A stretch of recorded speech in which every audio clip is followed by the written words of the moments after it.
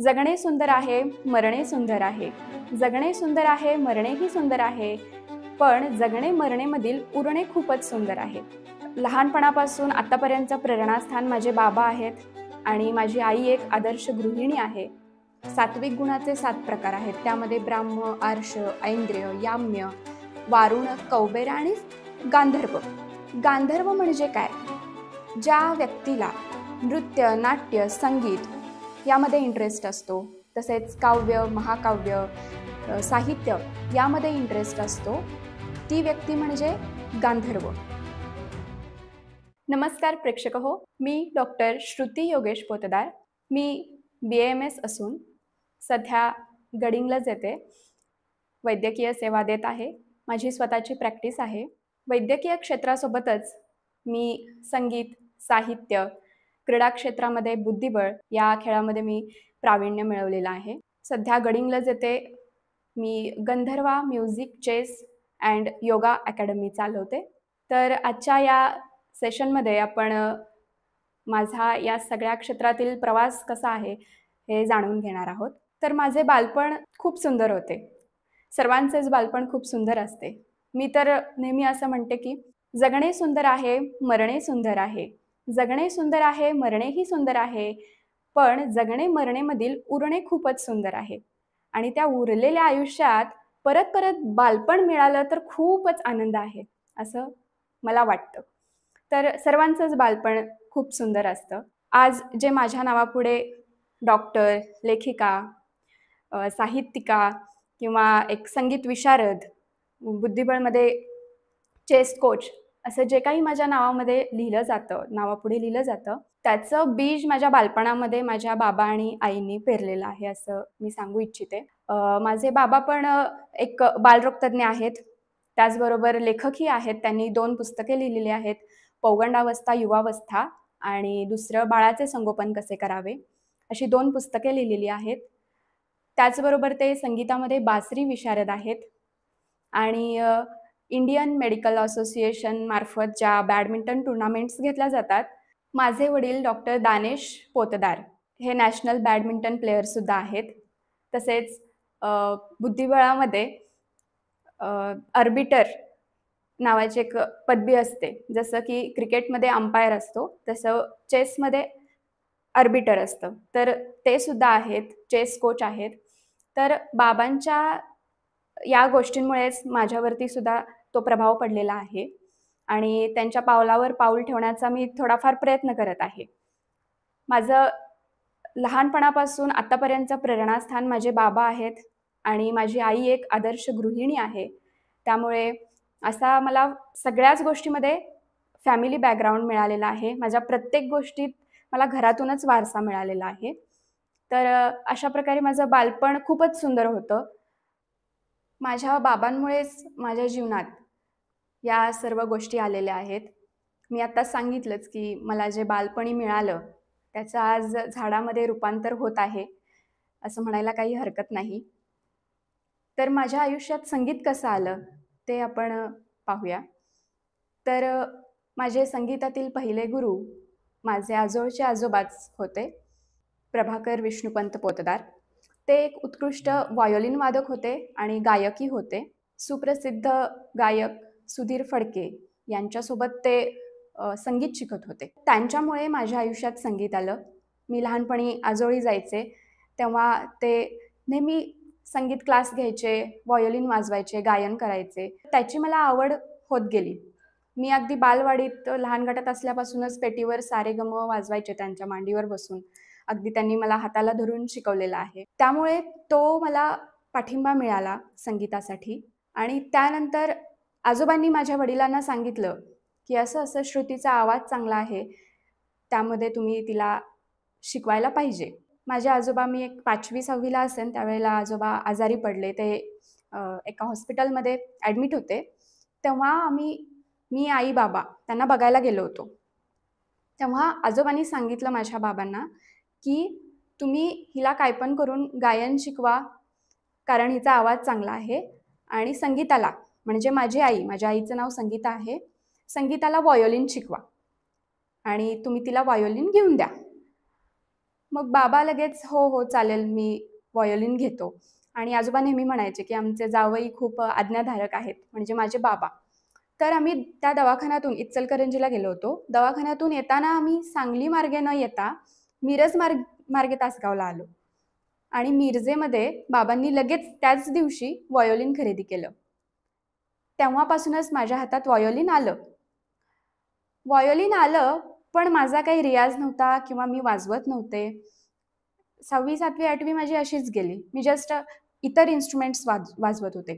जसं की सिंथेसायझर आहे, बासरी आहे, हार्मोनियम, तबला आणि गायनामध्ये मला खूप इंटरेस्ट आहे. मी सध्या 7 भाषांमध्ये गायन करते. त्यामध्ये अ, कन्नड, तेलुगू, मराठी, हिंदी, मल्याळम, तमिळ, नेपाळी अशा लँग्वेजमध्ये मी सध्या गायन करते. खूप गाणी म्हणते. पण व्हायोलिन मी काही वाजवायला घेतलं नव्हतं त्यावेळेला. मी हार्मोनियम, बासरी, तबला याच्या अखिल भारतीय गांधर्व महाविद्यालयाच्या परीक्षा देत होते. मग व्हायोलिनमध्ये द्यायचं की नाही हा माझा विषय नव्हताच त्यावेळेला. कारण अवघड वाद्य आहे आणि मला जमेल का नाही ही शंका होती आणि माझे आजोबा तेव्हा नव्हते. त्यामुळे कोण शिकवणार हा प्रश्न होता. पण मला शिकवण्यासाठी बाबांनी स्वतः सगळ्या इन्स्ट्रुमेंटचे बाबांनी क्लास लावले होते मला शिकवण्यासाठी आणि बाबा माझे बासरीमध्ये विशारद झाले. त्यांनी त्याचबरोबर तबला, हार्मोनियम, गायन, व्हायोलिन ही सगळं इन्स्ट्रुमेंट्स पण ते शिकले. कारण माझे बाबा एम-एस-सी सायकॉलॉजी आहेत. त्यामध्ये एक मुद्दा आहे, की अध्ययन संक्रमण. म्हणजे तुम्ही एक विषय शिकलात, की त्याच्या आधारावर तुम्ही दुसरे विषय पण शिकत जाता. तर त्या पद्धतीचा अवलंब करून बाबांनी बासरी शिकली. बासरीमध्ये पण सा-रे-ग-म-प-ध-नी-सा हेच स्वर आहेत. हार्मोनियमवरती वाजवलं तरी सुद्धा तेच स्वर आहेत. तर त्याचा उपयोग करून बाबा हार्मोनियम शिकले, सॅक्सोफोन पण शिकले. असे व्हरायटी ऑफ इन्स्ट्रुमेंट्स ते शिकले.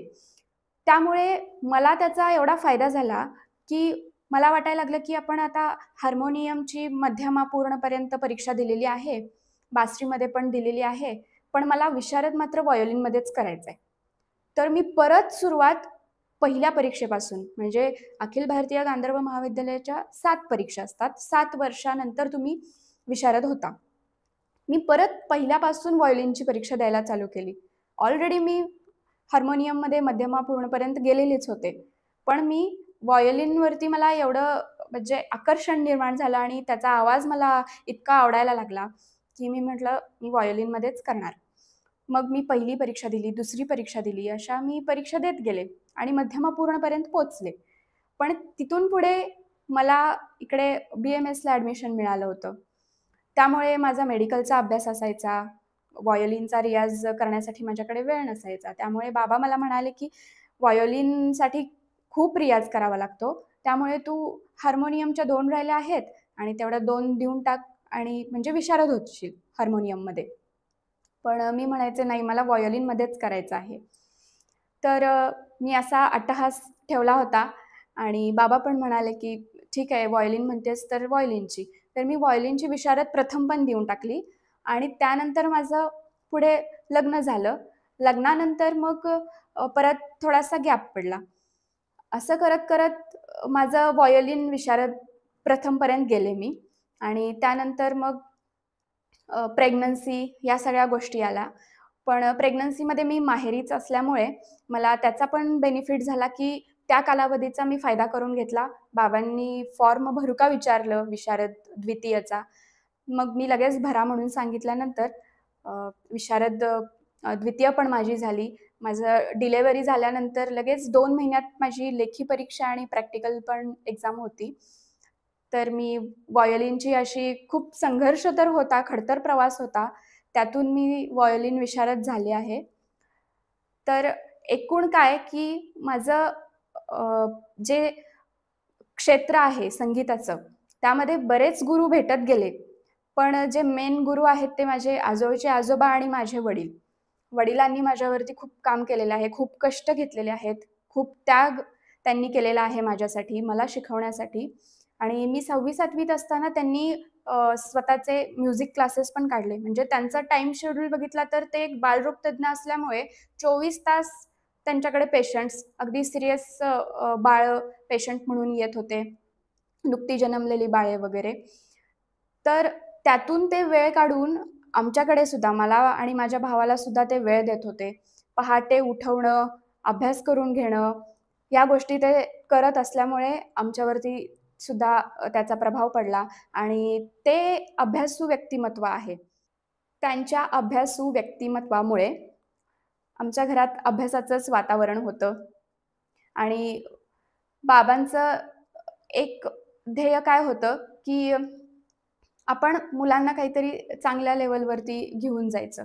कारण पेशंट आणि घर आणि हा संसार आणि 2 मुलांना सांभाळायचं, कुटुंब सांभाळायचं, ह्या सगळ्यामध्ये त्यांना थोडं कुठेतरी आपण वेगळं काहीतरी करायला पाहिजे. म्हणजे मग त्यामध्ये संगीत असेल, बुद्धिबळ असेल, बॅडमिंटन तर ते नेहमीच जात होते खेळायला. पण अशा वेगळ्या-वेगळ्या आपण गोष्टी काहीतरी कराव्यात घर बसल्या, की मला दवाखानाही सांभाळता येईल आणि माझ्या इतर छंदांना सुद्धा जोपासता येईल म्हणून त्यांनी संगीत चालू केलं. कारण बाबांना अशी खास आवड नाहीये, की आपण पिकनिकला जावं किंवा इकडे-तिकडे फिरायला जावं, महिन्यातून पार्टीला जावं असं माझे बाबा नाहीयेत. एवढे मोठे व्यक्तिमत्व असून सुद्धा ते खूप साधे आणि अगदी साधे राहणीमान आहे त्यांचं. तोच प्रभाव माझ्यावरती पडलेला आहे. त्यामुळे त्यांच्या जडणघडणीतूनच माझं आज हे सगळं जे काही डॉक्टर, लेखिका, साहित्यिका ज्या गोष्टी आहेत त्या बघायला मिळत आहेत. संगीत गर्भवतींसाठी एक वरदान असं मी एक लेख लिहिलेला आहे. रिसेंटलीच माझी 2 पुस्तके प्रकाशित झालेली आहेत. त्यामध्ये एक आईचे आईपण आणि बाळाचे संगोपन. हा सांगण्याचा उद्देश काय आहे, की म्युझिक हे आपलं जीवनाचा पायाच आहे. कारण बाळ जन्माला आल्यानंतर 12व्या किंवा 13व्या दिवशी जेव्हा बारसं घालतो, त्यावेळेला बाळासाठी पाळणाच गायला जातो. म्हणजे आपण त्याची सुरुवातच संगीतापासून करतो. म्हणूनच मला सांगू वाटतंय, की संगीत हा जो विषय आहे, तो प्रत्येकाने शिकायला पाहिजे. ऐकायला तर सर्वांनाच आवडतं, पण शिकायला पाहिजे. तुम्ही जेव्हा सारेगम चालू करता शिकायला, त्यावेळी तुमचा डेली लाईफमधला जो स्ट्रेस असतो, तो पूर्णपणे निघून जाण्यास तुम्हाला मदत होते. त्यामुळे मी विनंती करते, की सर्वांनी एखादं वाद्य किंवा गायन शिकायला पाहिजे. मी आता सांगितल्याप्रमाणे आपण प्रथम शास्त्रीय संगीतातील राग ऐकूया आणि त्यानंतर मी एक छोटीशी नागिन धून ऐकून दाखवेन.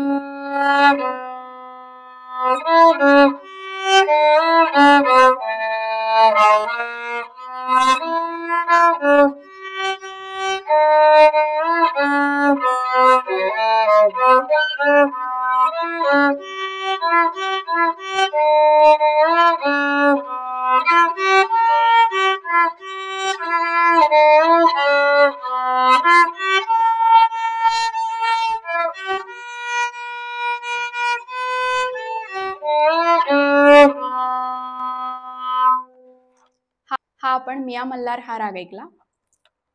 आता आपण थोडंसं लाईट म्युझिक ऐकूया.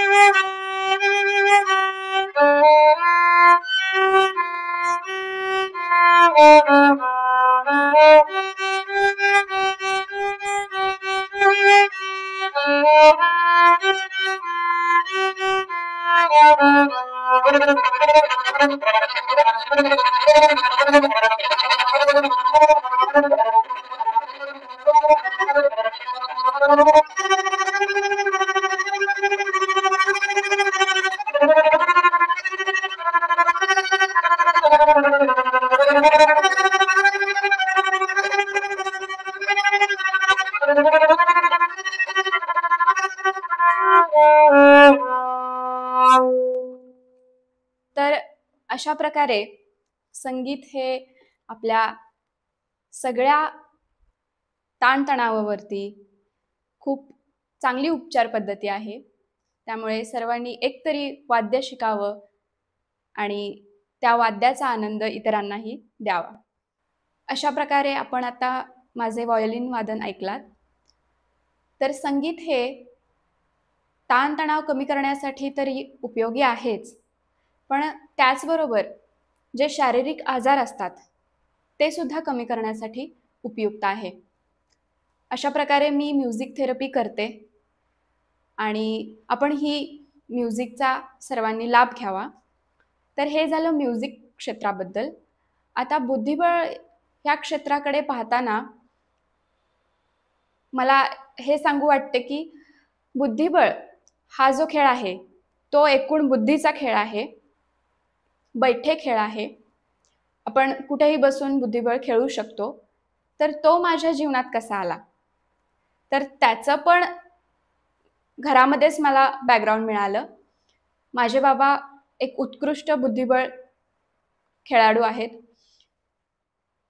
त्यांना बुद्धिबळाची खूप आवड आहे. मी जेव्हा लहान होते तेव्हा ते बुद्धिबळ खेळायचे आणि मला सांगायचे की घोडा असा 2.5 घर चालतो, उंट तिरका चालतो, असं त्यांनी मला एक-एकदाच सांगितलं होतं. पण मी सारखं घेऊन त्याची प्रॅक्टिस करत बसायचे. ते मला बाबांनी पाहिलं होतं आणि त्यामुळे त्यांना वाटलं की आपण हिला चेस शिकवायला पाहिजे. मग त्यासाठी आधी पूर्ण जी चेस संदर्भात माहिती असते ती मला यायला पाहिजे म्हणून बाबांनी काय केलं, असे पेपरमध्ये ॲडव्हर्टाइज यायच्या की सांगलीला अशा-अशा प्रकारचे वर्कशॉप आहेत. मग बाबांनी काय केलं, की एक पडसलगीकर भवन सांगली येथे सतत बुद्धिबळाच्या बाबतीत अ, गोष्टी होत असतात. म्हणजे तिथे सतत बुद्धिबळाचे वर्कशॉप भरत असतात, कार्यशाळा भरत असते. तर तिथे बाबांनी एंट्री घेतली आणि तिथे अफगाणिस्तानवरून एक चेस ग्रँड मास्टर आले होते. ते तासाला ₹500 देऊन 15 दिवसासाठी चेस शिकवणार होते. मग बाबांनी तो फॉर्म भरला आणि रोज त्यांनी सांगलीला जायला चालू केलं. दवाखाना सांभाळतच या सगळ्या गोष्टी त्यांनी केल्या. मग तेव्हा मी पण पाठीमागे लागायचे, मी येणार, येणार. त्यावेळी बाबा म्हणायचे, "तुला काय कळत नाही." त्यावेळी मी असेन 1ली-2रीमध्ये असेन. त्यावेळी मी पाठीमागे लागायचे. तरी पण ठीक आहे, एवढी म्हणतेय, तर आपण घेऊन जायचं म्हणून बाबा मला घेऊन जायचे. तर ते अफगाणिस्तानवरून आले होते आणि एकतर इंग्लिश बोलत होते. मला इंग्लिश त्यावेळी काही कळत नव्हतं. पण तरी पण मी जाऊन बसायचे. मग कळत नव्हतं, मग कळत नसल्यामुळे मी गाडीत येऊन बसायचे. तासभर गाडीत बसायचे. बाबा चेस शिकून यायचे. मग गाडीतून जाताना मला असं-असं शिकवलं, हे सांगितलं. असं आम्ही बोलत जायचो. त्यामुळं माझ्यावरती बाबांचा प्रभाव पडलेलाच आहे. सतत त्यांचे विचार माझ्याबरोबर शेअर झालेले आहेत. त्यामुळं ते सगळं माझ्यामध्ये उतरलेलं आहे. मग असं करत-करत बाबा 15 दिवसात बुद्धिबळ शिकले आणि तासगावमध्ये स्वतः त्यांनी बुद्धिबळ अकॅडमी काढलेली आहे आणि मलाही त्यांनी बुद्धिबळ शिकवलं. मला शिकवल्यानंतर मला 3री-4थी पासूनच टुर्नामेंट्स असतात बुद्धिबळाच्या. त्या टुर्नामेंट्सला पाठवलं. फिडे रेटिंग टुर्नामेंट्स असतात. त्या पण मी खेळलेले आहे. 30+ टुर्नामेंट मी खेळलेले आहे. त्यामध्ये गोल्ड मेडल पण मी मिळवलेलं आहे. तर हे सगळं जे काही वारसा हक्कानेच मला बाबांकडून मिळालेलं आहे आणि आता मी सुद्धा स्वतःची गंधर्वा चेस अकॅडमी चालवते गडिंग्लजमध्ये. चेसमध्ये भरपूर लोकं इंटरेस्टेड असतात. जे ग्रामीण भागात असतात, त्या बऱ्याच लोकांना याचं वातावरण मिळत नाही. पण माझा तो एक हेतू आहे, की आपण ग्रामीण भागात जाऊन त्या विद्यार्थ्यांना जे इच्छुक आहेत, त्यांना चेस शिकवायचं माझी इच्छा आहे. चेस शिकवण्याची माझी इच्छा आहे. त्यामुळे मी गंधर्वा अकॅडमी जी आहे माझी, ती दूर-दूरपर्यंत घेऊन जाण्याचा प्रयत्न करत आहे. गडिंग्लजच्या आसपास जो आजरा एरिया आहे, तिथे सुद्धा मला चेस शिकवण्यासाठी बोलावलं जातं. स्वतःचे चेस क्लासेस घेते. तर एकूण काय आहे, की हा जो बुद्धिबळ खेळ आहे, आपण जे शिकतो, आज आपण बुद्धिबळ किंवा संगीत असेल, जे एखादी जी गोष्ट आहे ती आपण अचीव्ह करतो, त्याचा फक्त आपल्यापुरता उपयोग होत नाही. त्याच्यासोबत आपल्या पिढीला, आपल्या आजूबाजूला असणाऱ्या लोकांना आणि समाजाला याचा पूर्ण उपयोग होत असतो. त्यामुळे असे छंद जोपासले पाहिजेत आणि ते मला सगळं माझ्या बाबांकडून मिळालं. मुलांचा सर्वांगीण विकास होण्यासाठी बुद्धिबळ हा एक उत्कृष्ट खेळ आहे. आत्ताच आपण स्ट्रेस रिलीफ करण्यासाठी मी जे म्युझिक थेरपीचं सांगितलं ते तुम्ही ऐकलात. त्याचबरोबर सर्वांगीण विकासासाठी बुद्धिबळ खेळसुद्धा उत्कृष्ट आहे, याबद्दल तुम्ही माहिती ऐकली. तर आता पुढे लेखिका हा जो माझ्या नावापुढे शिक्कामोर्तब झालेला आहे, त्याचा वारसासुद्धा मला बाबांकडूनच मिळालेला आहे. मी जेव्हा लहान होते, त्यावेळेला बाबा मला पाहुण्यांना पत्र पाठवायला सांगायचे, की आज रक्षाबंधन आहे किंवा आणि कुठला सण आहे, तर तू पत्र लिही आणि पत्र पाठव. आणि तेच माझ्या भैय्याला सुद्धा सांगितलं जायचं. तर आमच्या दोघांमध्ये कॉम्पिटिशन लागल्यासारखी पत्र आम्ही लिहायचो. तो इतका सुंदर पत्र लिहायचा, की आजोळी लिहायचा पत्र आणि माझी आजी ती पत्र वाचून रडायची. इतकं तो इमोशनल लिहायचा त्यामध्ये. आणि मी त्याची पत्र वाचायचे आणि मी पण तसं काहीतरी लिहायला बघायचे. तर एकूण मला घरातूनच लेखनाचा वारसा मिळाल्यामुळे माझ्या आयुष्यात 2 पुस्तकं आज आलेली आहेत, जी मी लिहिलेली आहेत. 2023 मध्ये मी माझे पहिले पुस्तक प्रकाशित केले, गुब्बीचे बाबा. हे मी माझ्या बाबांच्या प्रेमाप्रती आदर, माया, ममता, जिव्हाळा त्यांच्याबद्दल व्यक्त करण्यासाठी मी हे पुस्तक लिहिलेले आहे. कारण आज जे काही मी आहे त्यांच्यामुळेच आहे.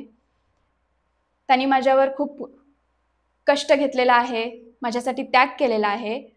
मी लहान होते, त्यावेळेला ते मला पहाटे 4ला उठवण्यासाठी अंगावर पाणी ओतायचे. कारण मी लवकर उठत नव्हते, म्हणून गार पाणी अंगावर ओतायचे आणि उठून 4 ते 6 अभ्यास घ्यायचे. हे सगळं मला कशी माझी जडणघडण झाली हे मी या पुस्तकामध्ये लिहिलेलेच आहे. तेव्हा मला वाटायचं, की मला खूप बाबा त्रास देतात, मला झोपूनच देत नाहीत. पण आज त्याचा मला खूप मोठा फायदा झालेला आहे. मध्ये दंगल पिक्चर आला, त्यामध्ये एक गाणं होतं, बापू सेहत के लिए तू तो हानिकारक है. तर मी मजेशीरपणे बाबांना म्हणाले होते, की लहानपणी बाबा मला असं वाटत होतं, की तुम्ही मला पहाटे 4 वाजता उठवत होता आणि अभ्यास कर आणि खेळायला चल, बॅडमिंटन खेळायला चल. पहाटेच्या वेळी उठायचं, नंतर पाहिजे तर झोप. पण पहाटेचा वेळ हा ध्यानधारणा म्हणा किंवा अभ्यासासाठी असतो. ते कंपल्सरी करायलाच पाहिजे असं बाबांचं आहे आणि आजही ते पहाटे 3 वाजता उठतात आणि त्यांची अशी जीवनशैली आहे. हे सगळं मी या पुस्तकामध्ये लिहिलेले आहे. तर हे पुस्तक मी लग्न झाल्यानंतर लगेच लिहायला घेतलं होतं. 15 दिवसात हे पुस्तक मी लिहून काढलं. खडतर प्रवास होता माझा. कारण प्रत्येक मुलीला लग्न झाल्यानंतर सासरी जावं लागतं, आई-वडिलांपासून दूर जावं लागतं. आई-वडिलांच्या घरात असतात तोपर्यंत अगदी बेजबाबदार असतात मुली. म्हणजे आईने एखादं काम सांगितलं, तर "ए नाही, मी नाही करणार, जा." असं बोललं जात असतं आईला. पण जेव्हा लग्न होतं, सासरी जायला लागतं, तेव्हा तिथं असं बोलून चालत नाही. तिथं जे काही आहे ते जबाबदारपणाने काम करावं लागतं आणि थोडीफार चूक झाली तर कदाचित बोलणंही ऐकावं लागतं. प्रत्येक स्त्रीच्या बाबतीत हे होत असतं. त्यामुळे तेव्हा मला आई-बाबांची खूप आठवण यायला लागली आणि तेव्हा मला कळायला लागलं, की बाबांनी आपल्यावरती किती कष्ट घेतलं आहे, जे आज माझ्याकडे आहे आणि मी ते समाजाला देऊ शकते.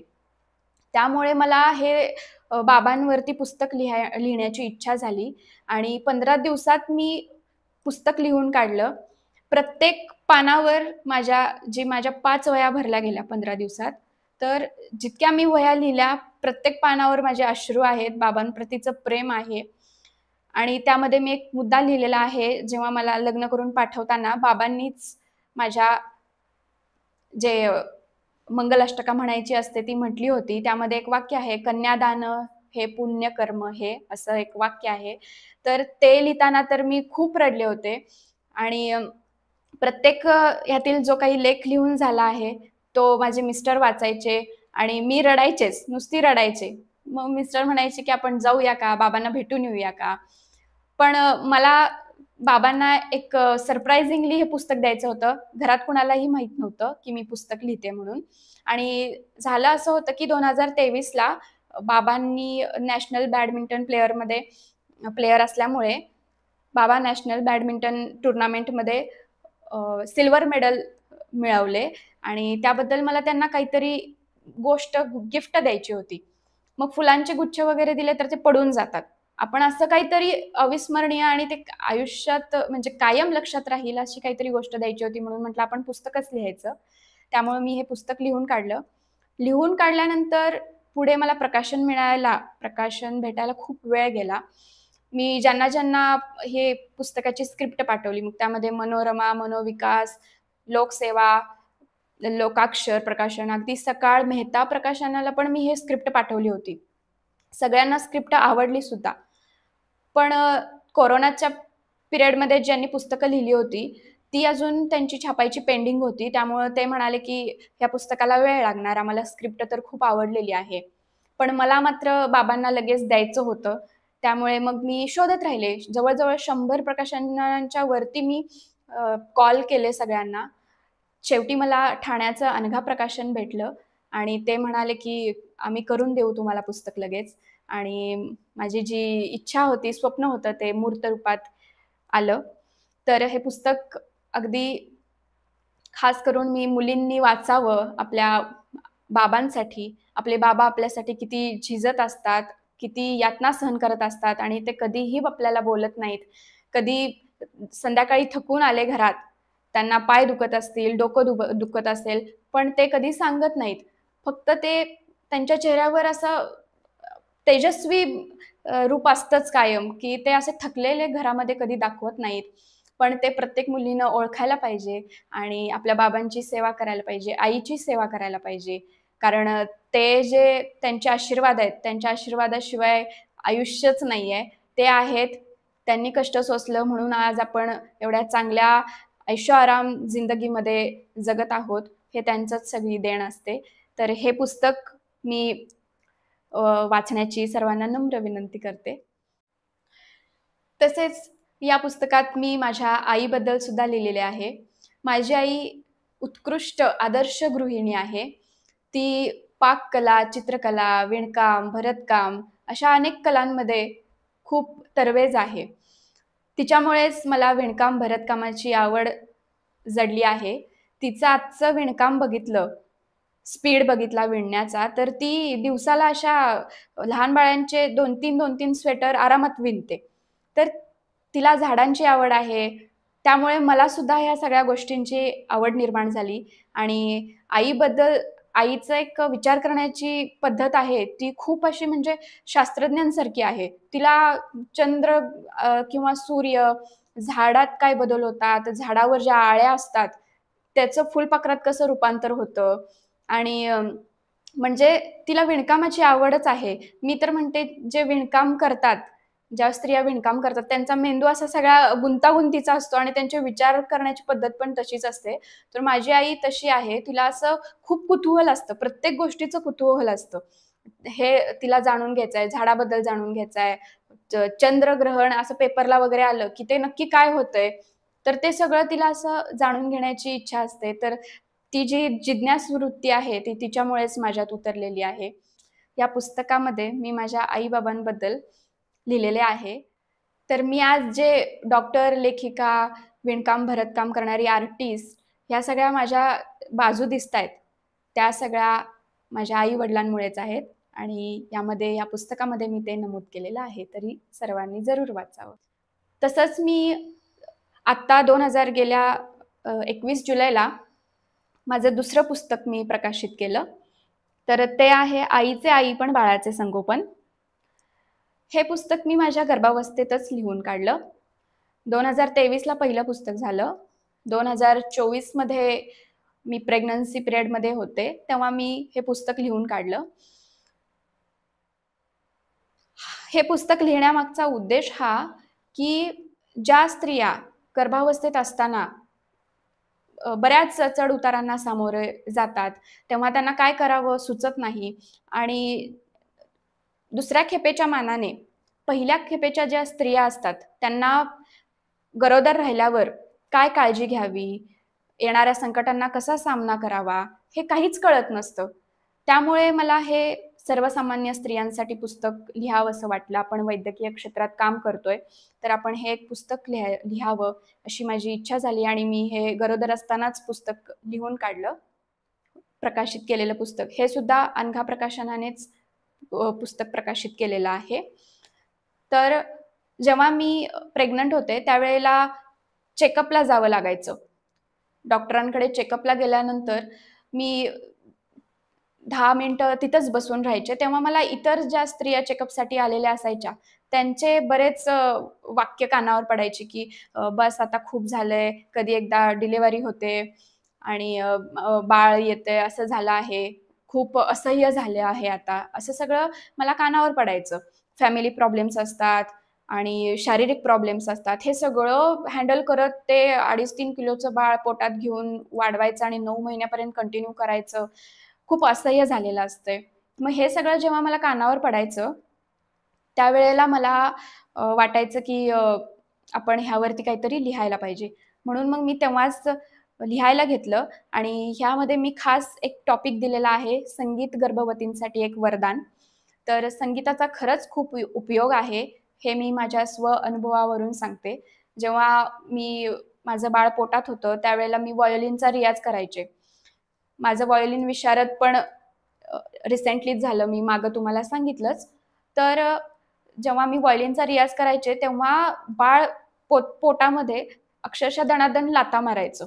म्हणजे असं वाटायचं, की ते खरोखरच संगीत ऐकतंय आणि जन्मल्यानंतर सुद्धा मला तो अनुभव आला, की ती आता माझी जी मुलगी आहे, ती संगीत ऐकल्याशिवाय रात्री झोपतच नाही. एखादं तरी तिला गाणं म्हणून दाखवायलाच लागतं. तर हा सगळा इम्पॅक्ट आहे, हे सगळं मी पुस्तकामध्ये नमूद केलेलं आहे. आणि गर्भधारणा झाल्यानंतर बऱ्याच स्त्रिया लगेच पटापट ऑनलाईन किंवा ऑफलाईन दुकानात जाऊन गर्भसंस्काराची पुस्तके खरेदी करतात. YouTubeवर बरेच रील्स किंवा व्हिडिओज बघतात, की गर्भसंस्कार कसे करायचे वगैरे. पण नुसतं गर्भसंस्कार हे बघून किंवा ऐकून होत नाही, ते इम्प्लिमेंट करावे लागतात. तर त्यासाठी काय करायला पाहिजे? हे सगळं मी या पुस्तकात दिलेले आहे. नुसतंच हे तुम्ही हा श्लोक ऐकायला पाहिजे किंवा एखादं वाद्य शिकायला पाहिजे किंवा तुमचे छंद जोपासायला पाहिजे, ते तुमच्या बाळावरती परिणाम करतं. असं नसतं. कोणतरी सांगतंय म्हणून. ते आतून उफाळून यायला पाहिजे आणि ते कधी येतं, जेव्हा आपण बाळाचा विचार करतो, की मला बाळाला घडवायचं आहे. सगळ्या संकटातून सामना करून मला त्या बाळाला घडवायचं आहे. कारण आपण जसं कष्ट घेतो, तसं ते बाळही आपल्या पोटात राहून कष्ट घेतच असतं. एवढ्या अंधाऱ्या जागेत, दाटक्या जागेत 9 महिने राहायचं, हातपाय दुमडून घेऊन, हे काही चेष्टा नाहीये. ते बाळाचे जे मनोगत आहे, ते सुद्धा मी यामध्ये व्यक्त केलेले आहे. तर हे पुस्तक सुद्धा सर्व स्त्रियांनी आणि खास करून त्यांच्या कुटुंबातील इतर व्यक्तींनी सुद्धा हे पुस्तक वाचावं. कारण गर्भावस्थेत बऱ्याच वेळेला स्त्रीच्या ज्या अपेक्षा असतात, त्या कुटुंबाकडून पूर्ण होत नाहीत. पण तरीही ती स्त्री ज्या काही अपेक्षा आहेत, ते आपल्या पतीला किंवा सासू-सासऱ्यांना सांगू शकत नाही. तर हे पुस्तक माध्यम आहे. तुम्ही गर्भवतींनी हे पुस्तक आपल्या पतीला, आपल्या सासू-सासऱ्यांना नक्की वाचायला द्या. याचा तुम्हाला नक्की लाभ होईल. शेवटी मी एवढंच सांगू इच्छिते, की स्त्रीने आत्मनिर्भर होणं किती गरजेचं आहे. ह्याचं उदाहरण घ्यायचं झालं, तर आपण पाहतो, की सर्रास घरामध्ये जे किचन असतं ते स्त्रीच्याच हातात असतं. त्यामुळे ती जो आहार बनवते, अन्न बनवते, ते घरातील सर्व सदस्य खात असतात. त्यामुळे त्या स्त्रीनं किती जागरूक असलं पाहिजे, हे मी तुम्हाला यातून सांगू इच्छिते. आणि तुम्हाला त्याचबरोबर स्त्रियांनी आत्मनिर्भर होण्यासाठी आहारासोबतच योग्य व्यायाम, योगा आणि योग्य त्या वेळी विश्रांती सुद्धा घेणं गरजेचं आहे.